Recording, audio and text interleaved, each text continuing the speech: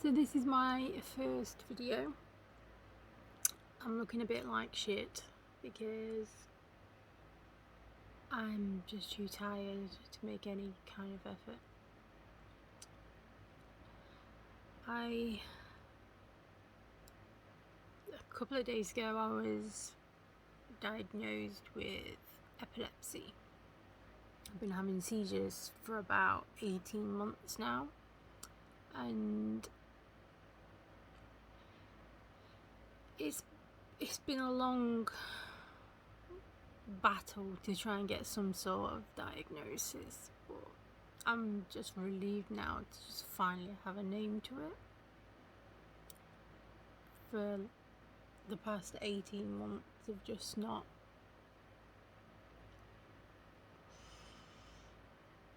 really done anything.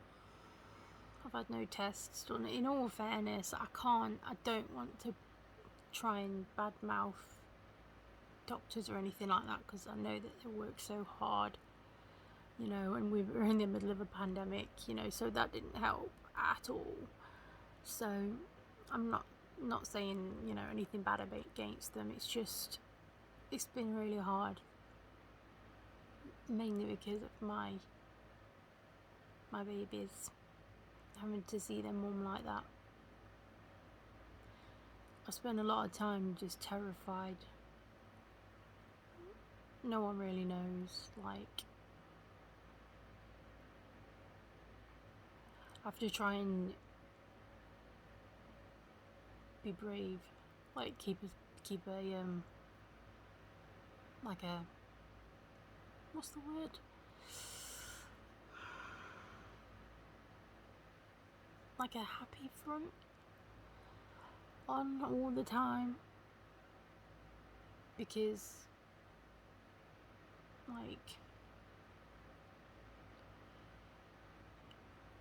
I feel like I'm just whining all the time if I complain about it, because people are all going through worse things, and I completely get that. I can handle the seizures, I can. I mean, in all fairness, I don't even know that they happen, so it's fine. Sometimes I wake up, every time I wake up I bit my tongue, which is a right pain in the arse. A few times I've cut my head open, I've cut my face open, it's like made a massive cut all down my back, bruises everywhere. But one thing I didn't expect was memory loss. I forget things all the time now, and it's funny, like, when you watch things like Finding Nemo, and Dory has short-term memory loss, and I've got short-term memory loss, and it's funny, and I always laughed, and I always said, it'd be so funny to have short-term memory loss. How hilarious would that be? But it's not. It's not funny. It's horrible. I forget people. I forget things I've said. I forget plans that I've made. I forget to reply to people. I forget appointments. I forget to eat sometimes. Or I forget that I have eaten. I forget presents that I bought. Presents I should buy. Bills that should be paid. Bills that have been paid. I forget what medication I've taken. I have to carry around this memory book with me all the time now. And it doesn't seem to be getting better.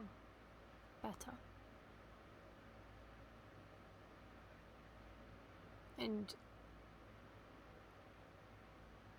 I'm so scared. I'm not scared for me. Like, I am scared for me, obviously. Like, I keep reading these stories. I don't even read them on purpose. I just accidentally come across them. But it's stories about people that have had a seizure in their sleep and they've died. Or, you know, they've had a seizure and fallen and banged their head or something like that. And I'm so scared. Because I don't want to leave my kids without a mum. And I don't want them to see me like this. And I tell them all the time. Like, I have told them that, you know, I know I shouldn't, but I don't know what else to say. I told them that you can't die from seizures because they are so scared. Like, the other day my daughter jumped off the bed. You know, as kids do, they jump around. She just jumped off the bed to go to the toilet. And my 13-year-old came running up the stairs. And he ran into the room. And he said, "Can you just tell her to stop doing that, please?" And I'm like, "Why? Like, she's not hurt herself or anything. She's fine." He says, "Yeah, but every time I hear a bang, I have to come running because I think you've collapsed." And I'm like, "Well, if I collapse, you know, she would come and tell you anyway, or, you know, one of them would." And he says, "Well, that's not quick enough. If you collapse, I want to be able to get here straight away. And I'll go to the toilet, or I'll go in the bath, or I'll go anywhere. And all the time, and I'm talking every 5 minutes, one of the kids will say, 'You right, Mummy?' So now I have to sing all the time, so they know that I'm okay. They know that I'm conscious and I'm fine. And they shouldn't have to worry about me. I worry about them. And that's how it should be, because I'm their mum and I love them more than life itself. But they're so scared for me, and it's not right. But I've had this diagnosis now, and they've put me straight on this medication. And they said that it will take a few weeks to, you know, settle in. I can't remember the word.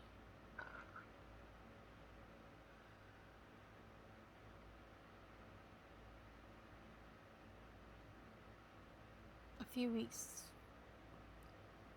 for me to get used to it, I want to say. And then they said the seizures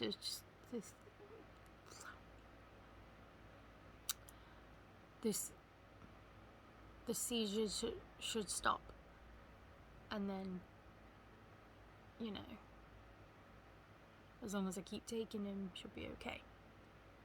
God, I hope it's true.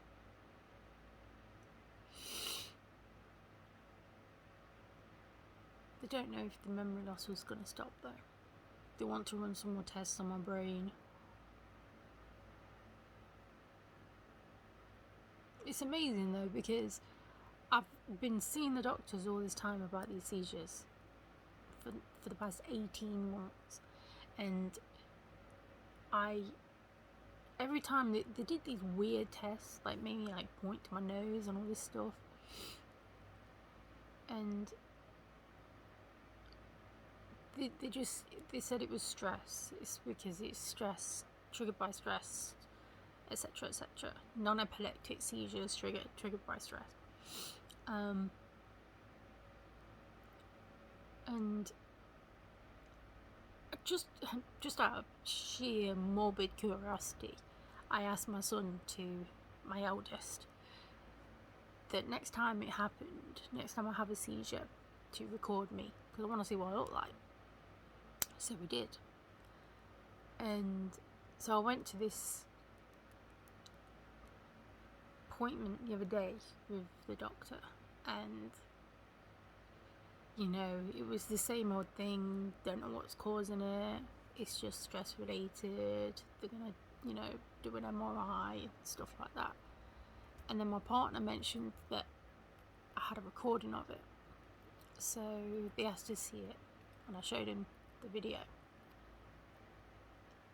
and he said, now I've seen that, I know without a shadow of a doubt that you've got epilepsy. And he said the problem is when people explain things to you, like, it's not always clear. It doesn't come across right. People describe things, but it's not like a clear enough description. And it wasn't clear enough to him, but when he saw the video, it was clear what it was. So anybody that's suffering with seizures and things like that, and you want to get help, I highly recommend asking someone to record it. I never realised that it would be that helpful. So that's good. I don't know why I'm doing a video. I just don't have anyone to talk to. And so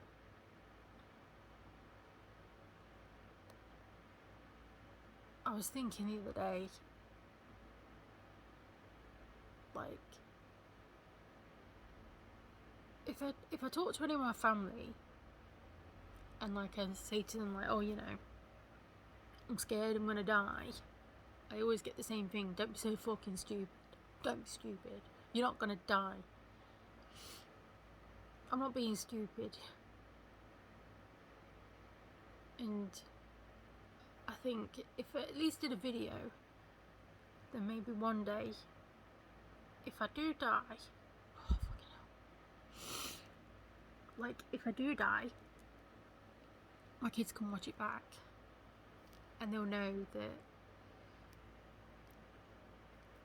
I love them. I mean, they know I love them. I tell them every single day anyway. But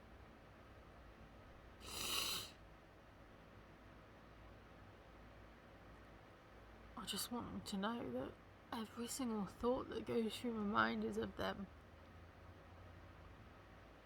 They're my world. Everything.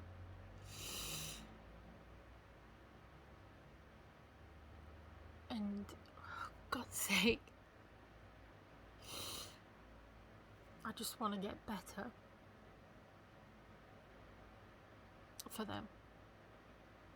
I don't want them to worry about me. And if I do die, I don't want them to be sad, because I'll be fine. Doesn't matter where I am. Doesn't matter whether I'm alive or dead. I'll be with them.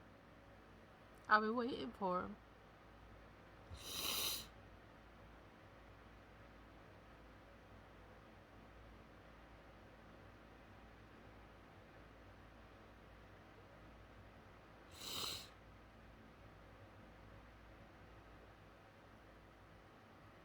I don't know why I'm doing this. I hope it helps someone. Even if it's just, just to tell them that, record a video, stuff like that. Or if it's just to let someone know, if someone's feeling the same way that I'm feeling, that they're not on their own. I'm hoping that as I go along, the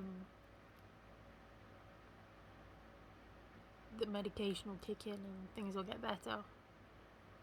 Well, right now, I've only been on it a few days, I'm so tired. I mean, that is the side effect.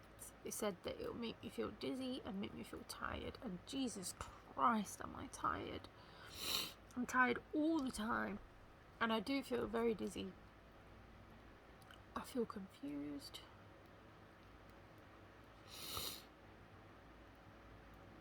I want it to hurry up and kick in, because I have 3 kids. I can't be tired all the time.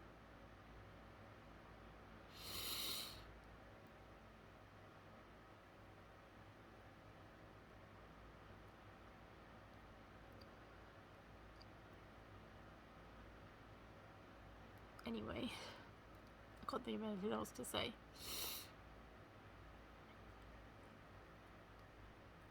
Hopefully, I hope things will get better. Maybe someone will watch this that has epilepsy as well, and they can tell me that it's normal. Because I don't know anyone that has epilepsy that I can talk to. And they say ring this number, like, you know, a epilepsy helpline number, but at the minute I don't want to bug anyone that's on the NHS or anything like that, because they're busy enough. I don't want to be a problem.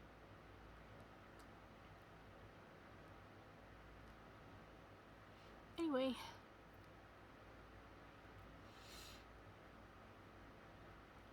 that's all. Take care.